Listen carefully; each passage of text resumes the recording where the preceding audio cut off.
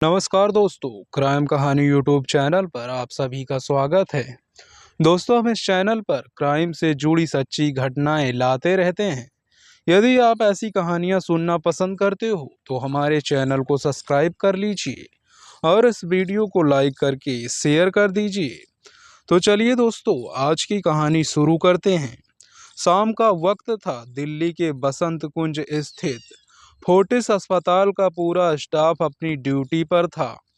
तभी एक युवक अस्पताल के स्ट्रेचर को ठेलता हुआ अस्पताल के इमरजेंसी वार्ड में पहुंचा और बदहवास में बोला, डॉक्टर साहब, मेरी वाइफ ने जहर खा लिया है, इसे बचा लो वरना मैं जी नहीं सकूंगा।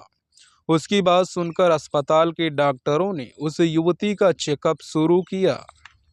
उसकी नब्ज और धड़कन गायब थी। चेकअप के बाद डॉक्टरों ने उसे मृत घोषित कर दिया। डॉक्टर द्वारा पूछे जाने पर मृतका के साथ आए युवक राहुल मिश्रा ने बताया कि उसने ऑफिस से लौटने के बाद पूजा राय को फर्श पर बेसुध पड़े देखा।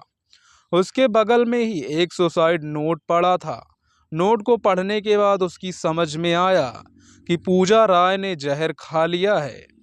इसके बाद वह पूजा राय को गाड़ी में डालकर सीधे अस्पताल ले आया। चूंकि मामला सुसाइड का था, इसीलिए अस्पताल प्रशासन ने पूजा राय की मौत की सूचना इलाके के थाना किशनगढ़ को दे दी। थोड़ी ही देर में किशनगढ़ थाने की पुलिस वहां पहुंच गई। पूजा राय की लाश को अपने कब्जे में लेकर पुलिस राहुल मिश्रा से घटना के बारे में पूछताछ करने लगी। पूछताछ के दौरान राहुल मिश्रा ने पुलिस को बताया कि वह गुड़गांव की एक बड़ी कंपनी में मैकेनिकल इंजीनियर के पद पर तैनात है। थोड़ी देर पहले जब वह फ्लैट में पहुंचा तो पूजा राय फर्श पर पड़ी थी और उसके बगल में सुसाइड नोट रखा था, जिसमें उसने सुसाइड करने की बात लिखी थी। पूजा राय की लाश को पोस्टमार्टम के लिए सफदरगंज अस्पताल भेजकर थाना अध्यक्ष राजेश मौर्य पूजा राय के पति राहुल मिश्रा के साथ उसके फ्लैट में पहुंचे। राहुल मिश्रा ने उन्हें पूजा राय का लिखा हुआ सुसाइड नोट सौंप दिया। कमरे का मुआयना करने के बाद थाना अध्यक्ष राजेश मौर्य किशनगढ़ थाना लौट गए। पहली नजर में उन्हें यह मामला सुसाइड का ही लग रहा था। उसी दिन 16 मार्च 2019 को किशनगढ़ थाने में सीआरपीसी 173 के तहत यह मामला दर्ज कर लिया गया। अगले दिन डॉक्टरों की एक टीम ने पूजा राय का पोस्टमार्टम किया। उसका विसरा भी जांच के लिए रख दिया। इस दौरान थाना अध्यक्ष राजेश मौर्य ने पूजा राय के मायके सिंदरी झारखंड को इस घटना की सूचना देकर उसके पिता सुरेश राय को दिल्ली बुला लिया। सुरेश राय ने अपने दामाद पर आरोप लगाते हुए थाना अध्यक्ष राजेश मौर्य से कहा, मेरी बेटी पूजा राय ने सुसाइड नहीं किया है बल्कि उसकी हत्या की गई है। राजेश पर आरोप लगने के बाद पुलिस ने 18 मार्च को 3 डॉक्टरों के पैनल से पूजा राय का पोस्टमार्टम कराया। डॉक्टरों ने पोस्टमार्टम के बाद उसके विसरा को जांच के लिए भेज दिया।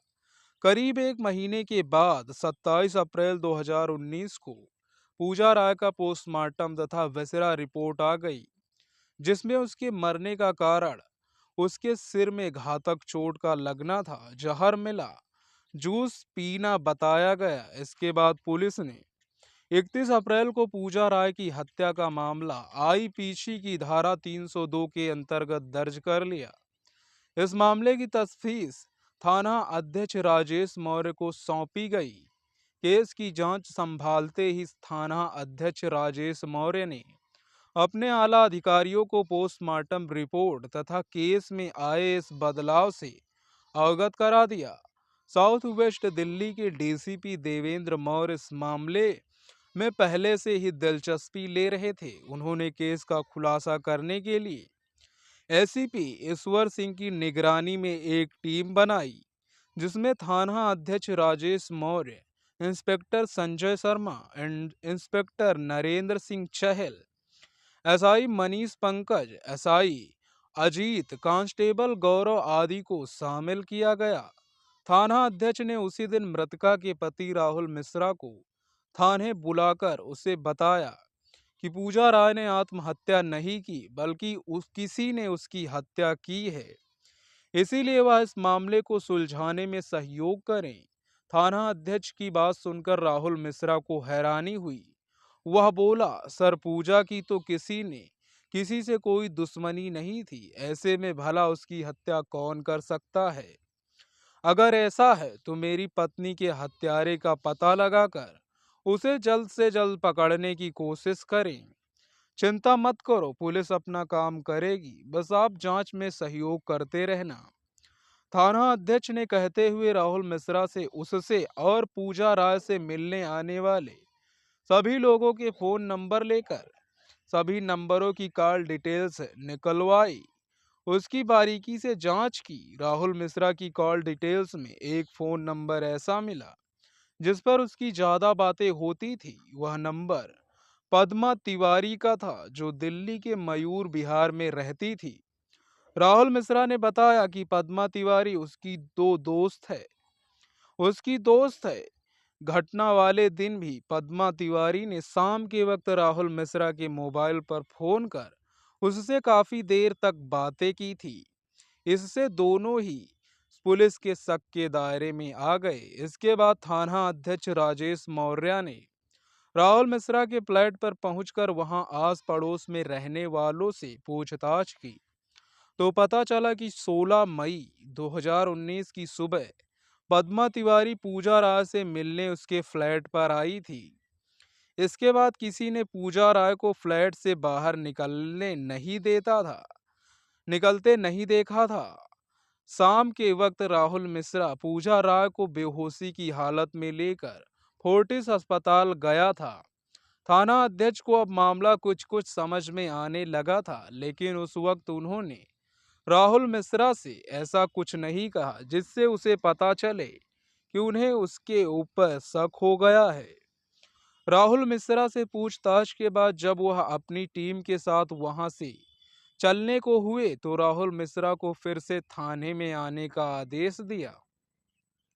इसके अलावा उन्होंने राहुल मिश्रा की दोस्त पद्मा तिवारी को भी फोन कर उसे किशनगढ़ थाने में पहुंचकर मामले की जांच में सहयोग करने के लिए कह दिया। जब राहुल मिश्रा और पद्मा तिवारी किशनगढ़ थाने में पहुंचे तो उन दोनों से उसकी कॉल डिटेल्स तथा उसके द्वारा पूर्व में दिए गए बयानों में आ रहे विरोधाभासों के आधार पर अलग अलग पूछताछ की गई, तो उनके बयानों में फिर से काफी विरोधाभास नजर आया। सुसाइड नोट की राइटिंग भी जांच के लिए पुलिस ने पद्मा तिवारी की हैंड राइटिंग की जांच की। इस जांच में पुलिस को सुसाइड नोट की राइटिंग और पद्मा तिवारी की राइटिंग काफी हद तक एक जैसी लगी। तीखे पुलिसिया सवालों से आखिर पद्मा तिवारी टूट गई। उसने पूजा राय की हत्या करने का जुर्म स्वीकार कर लिया। फिर राहुल मिश्रा ने भी मान लिया कि पूजा राय की हत्या पूरी तरह सुनियोजित थी। इतना ही नहीं, घटना वाले दिन पद्मा तिवारी ने उसके मोबाइल पर फोन कर उसे पूजा राय की हत्या की जानकारी दी थी। उन्होंने पूजा राय की हत्या क्यों की, इस बारे में जब उनसे विस्तार से पूछताछ की गई तो पूजा राय की हत्या के पीछे जो तथ्य उभर कर सामने आए वह बचपन के प्यार को पाने की जिद की एक हैरत अंगेज कहानी थी। कहा जाता है कि बचपन की दोस्ती और स्कूल के दिनों का प्यार भुलाए नहीं भूलता, और जब शादी के बाद वही बचपन का प्यार उसके शादीशुदा जीवन में अचानक से आकर खड़ा हो जाए तो जिंदगी किस दोहरे या चौराहे पर पहुंचेगी, यह अनुमान लगाना आसान नहीं होता। कुछ ऐसा ही हुआ 32 वर्षीय मैकेनिकल इंजीनियर राहुल मिश्रा और उसके बचपन की दोस्त 33 वर्षीय एमबीए पद्मा तिवारी के साथ। राहुल मिश्रा अपने पिता रामदेव मिश्रा के साथ झारखंड के शहर सिंदरी में रहता था। वह वहां के नोबली स्कूल में पढ़ता था। पद्मा तिवारी भी उसके क्लास में थी। पद्मा तिवारी के माता पिता भी सिंदरी में रहते थे। दोनों बचपन से ही एक दूसरे के दोस्त थे। उम्र बढ़ने के साथ उनकी दोस्ती प्यार में बदल गई। 12वीं पास करने के बाद दोनों आगे की पढ़ाई के लिए ना चाहते हुए भी एक दूसरे से बिछड़ गए, क्योंकि राहुल मिश्रा ने ग्वालियर से मैकेनिकल इंजीनियरिंग की डिग्री ली थी और सन 2010 में गुड़गांव स्थित एक कंपनी में उसकी नौकरी लग गई। राहुल अपनी नौकरी में व्यस्त था। उसका पद्मा तिवारी से एक तरह से संपर्क टूट गया था। सन 2015 में राहुल मिश्रा के स्कूल के दोस्तों ने एक ग्रुप बनाया जिसमें राहुल मिश्रा और पद्मा तिवारी का नाम भी शामिल था। इस ग्रुप द्वारा पद्मा तिवारी ने राहुल मिश्रा से मोबाइल फोन पर संपर्क किया, क्योंकि उसकी काफी दिनों बाद बातचीत हुई थी। इसीलिए वे बहुत खुश हुए। बातचीत से पता चला कि पद्मा तिवारी ने नोएडा में रहकर एमबीए किया था। उसके बाद उसे नोएडा की एक मल्टीनेशनल कंपनी में नौकरी मिल गई थी। इस समय वह नोएडा में नौकरी कर रही थी, जहां उसे अच्छी खासी तनख्वाह मिलती थी। इसके बाद दोनों लगातार एक दूसरे से फोन पर बातें करने लगे। इससे उसके स्कूल के दिनों का प्यार फिर से जीवित हो गया। अब दोनों ही अच्छी सैलरी ले रहे थे, इसीलिए उनका मन होता है वे इधर उधर घूमकर दिल की बातें कर लेते थे। उनकी नजदीकियां उस मुकाम पर पहुंच चुकी थी कि अब दोनों को कोई जुदा नहीं कर सकता था, लेकिन होने को कुछ और ही मंजूर था। सन 2017 में जब राहुल मिश्रा के घर में उसकी शादी की बात चली, तो उन लोगों ने अपनी बहू के रूप में सिंदरी की ही रहने वाली पूजा राय को पसंद कर लिया।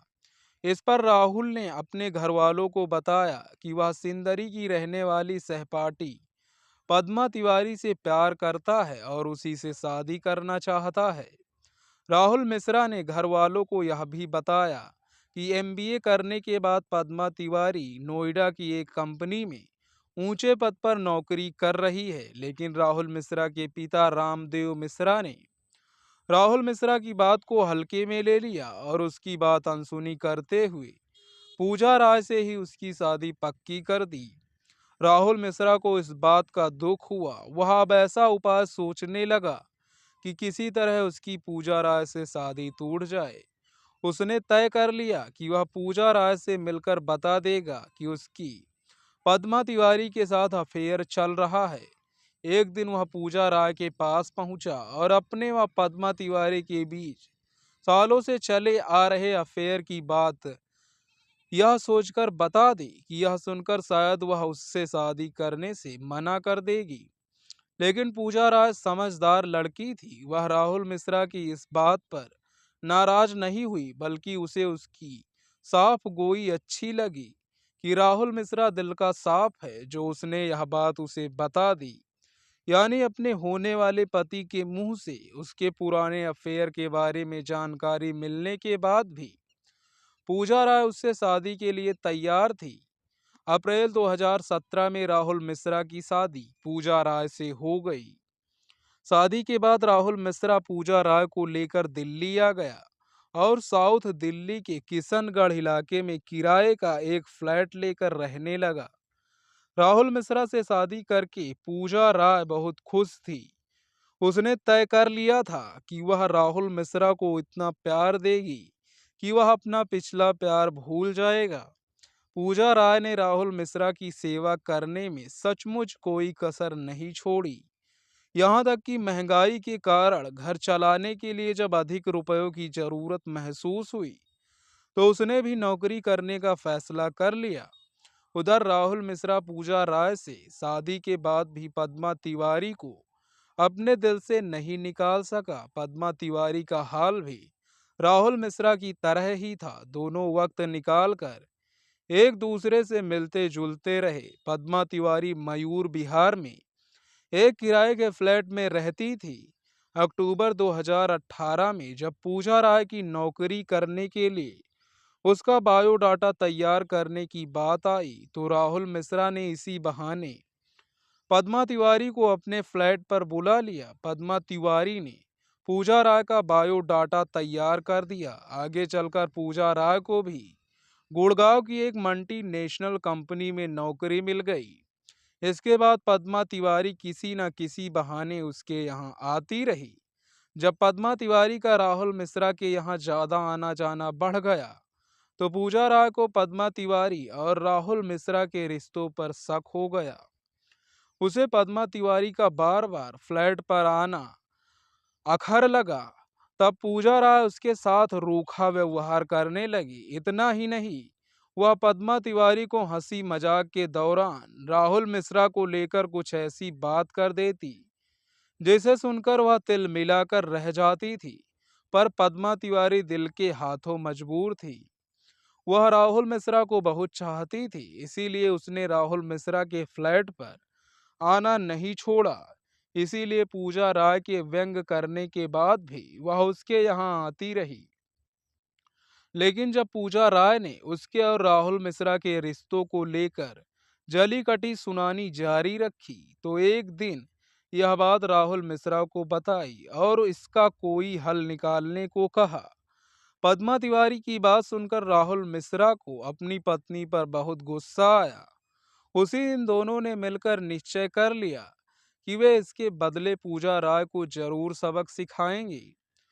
दोनों ने इसके लिए एक योजना भी बना ली। 16 मार्च 2019 को शनिवार का दिन था। योजना के अनुसार राहुल मिश्रा सुबह तैयार होकर गुड़गांव स्थित अपने ऑफिस चला गया। क्योंकि पूजा राय की उस दिन छुट्टी थी, इसीलिए वह फ्लैट पर अकेली आराम कर रही थी। राहुल मिश्रा के जाने के कुछ देर बाद पद्मा तिवारी पूजा राय से मिलने फ्लैट पर पहुंची, तो पूजा राय ने उससे कहा कि उसे किसी काम से बाहर निकलना है, इसीलिए वह उसे अधिक समय नहीं दे पाएगी। इस पर पद्मा तिवारी ने उससे कुछ देर बातचीत करके, मैं चली जाऊंगी तो तुम चली जाना। पद्मा तिवारी अपने साथ 2 गिला फ्रूट जूस लेकर आई थी।